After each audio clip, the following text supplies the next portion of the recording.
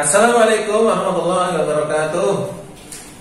Alhamdulillah rabbil alamin wassalatu wassalamu ala asyrofil mursalin wa ala alihi wa sahbihi ajmain. Rabbi shrah li sadri wa yassir li amri wahlul 'uqdatam min lisani yafqahu qawli. Amin. Sabahul khair anak-anak. Kaifa halukum? Alhamdulillah rabbil alamin. Kita bersyukur pada Allah Subhanahu wa taala, kita semuanya masih diberi kesehatan. Mudah-mudahan anak-anak semuanya selalu sehat ya. Gimana kabarnya hari ini? Sehat semuanya? Alhamdulillah rabbil alamin. Ustaz juga sehat. Apalagi Ustaz Monti itu sehat terus. Terima kasih. Anak-anak semuanya yang berbahagia, hari ini kita lanjutkan pelajaran fikih ya anak-anak. Fikih ya. Kalau kemarin kita bicara berkaitan dengan hadas dan najis, hari ini kita membahas berkaitan dengan apa anak-anak? Siapa yang tahu?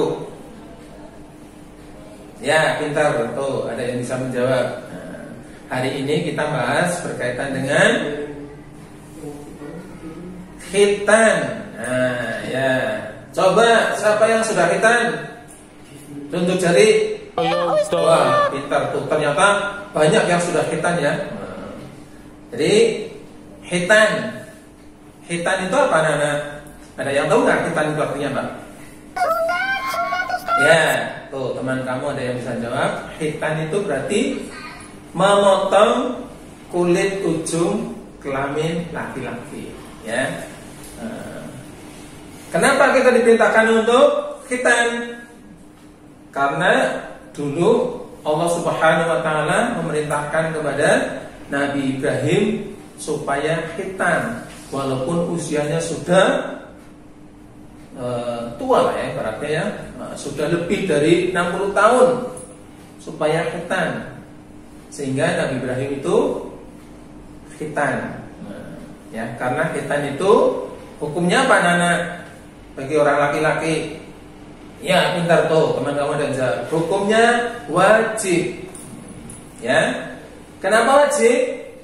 Ya karena banyak sekali manfaatnya kalau orang itu melakukan khitan. Yo, kira-kira manfaatnya apa?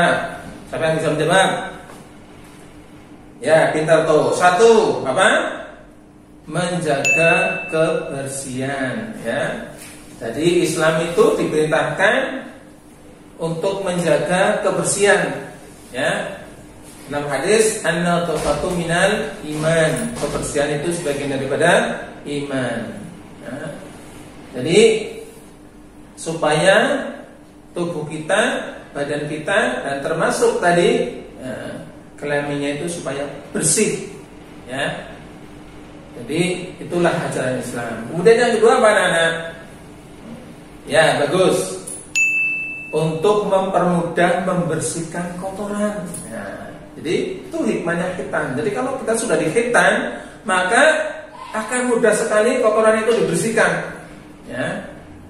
Kalau belum, akan sulit untuk membersihkan kotoran yang ada di kelamin itu sampai bersih. Maka kalau sudah dipotong, sudah dikhitan, maka itu mudah untuk membersihkan kotoran yang ada di kelamin orang laki-laki. Ya, itu begitu. Nah, jadi untuk menjaga kebersihan, kemudian untuk mempermudah membersihkan kotoran, dan yang ketiga apa anak-anak? Ya, itu pintar. Ya, supaya sholatnya jadi sah. Ya, bagus.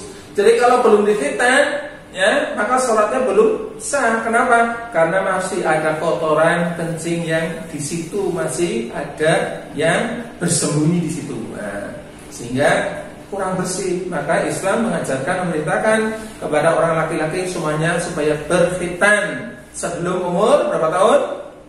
Ya, bagus. 10 tahun. Kenapa? Karena nanti kalau sudah 10 tahun ke atas, sudah balik, maka dia sudah berkewajiban untuk melaksanakan perintah Allah, yaitu sholat. Nah kalau sholat sudah dikhitan, maka sholatnya akan menjadi sah. Nah, begitu ya anak-anak semuanya? Nah, bagus ya. Nah ya, sekarang yang selanjutnya apa ayo? Tadi Ustaz bicarakan berkaitan dengan siwak.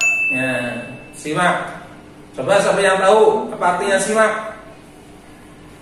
Saya, Ustadz saya. Ustadz membawa nih. Nah, ini namanya siwak. Nah, kayu siwak. Nah, kayu siwak.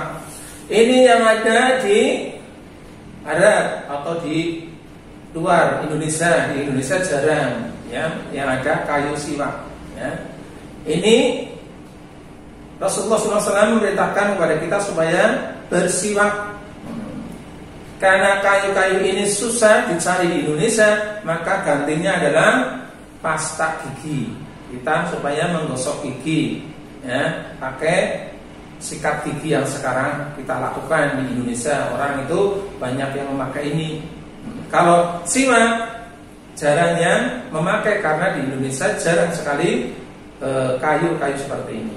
Maka kita diperintahkan untuk menggunakan sikat gigi gantinya siwak. Ya. Kalau kita sudah gosok gigi, insya Allah gigi kita menjadi kan bersih. Ya. Itu siwak. Ya. Kemudian kapan kita diperintahkan untuk melakukan siwak? Yo, siapa yang tahu?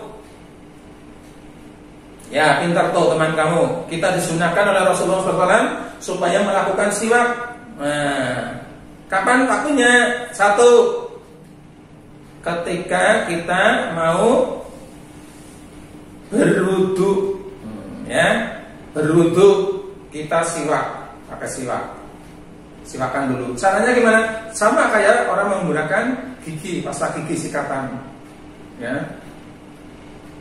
Sama. Bersiwak.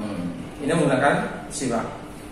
Kalau kita mau berwudu, siwak dulu. Disunahkan, ya. Yang kedua kapan? Ketika akan melakukan sholat.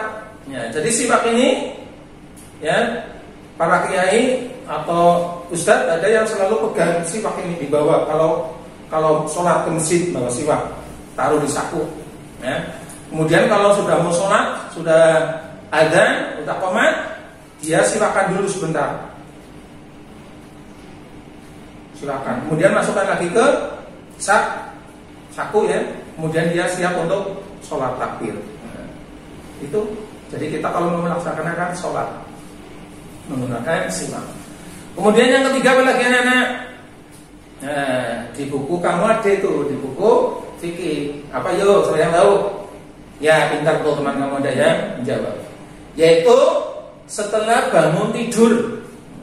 Jadi kalau kita sudah tidur kemudian bangun, nah itu diperintahkan juga untuk bersiwakan dulu, siwak. Bidunya siwakan dulu. Ya, menggunakan siwak. Ini namanya siwak yang digunakan ketika kita bangun tidur. Ya, siwak. Kemudiannya keempat apa yo? Siapa yang tahu? Ya, bagus tuh teman kamu juga pintar-pintar bisa menjawab. Ya, ketika masuk rumah. Ya, jadi kalau kalian pulang dari sekolah atau dari tempat lain, masuk ke rumah, nah, sebelum masuk sikatan dulu, pakai siwak dulu. Baru buka pintu masuk. Tentunya salam, ya. Itu. Kemudian yang terakhir adalah ketika mau membaca Al-Qur'an, ya. Jadi kalau anak-anak mau baca Quran itu disunahkan, diberitakan oleh Rasulullah SAW supaya pakai siwak dulu. Ya. Setelah siwakan, kemudian membaca Al-Qur'an. Ya. Itu 5 yang disunahkan oleh Rasulullah SAW untuk melakukan siwak, ya. Jadi oleh karena itu, mari kita bersama-sama untuk berusaha menjaga kesehatan, menjaga kebersihan supaya kita selalu bersih dan sehat. Kita dengan cara tadi, hitan bagi orang laki-laki dan bagi yang lainnya perempuan dan laki-laki bisa juga menggunakan dengan siwak, yaitu membersihkan gigi ketika kita tadi, ya, mau duduk, mau sholat, ya, mau masuk rumah, mau baca Quran, itu yang disunahkan untuk kita melakukan siwak.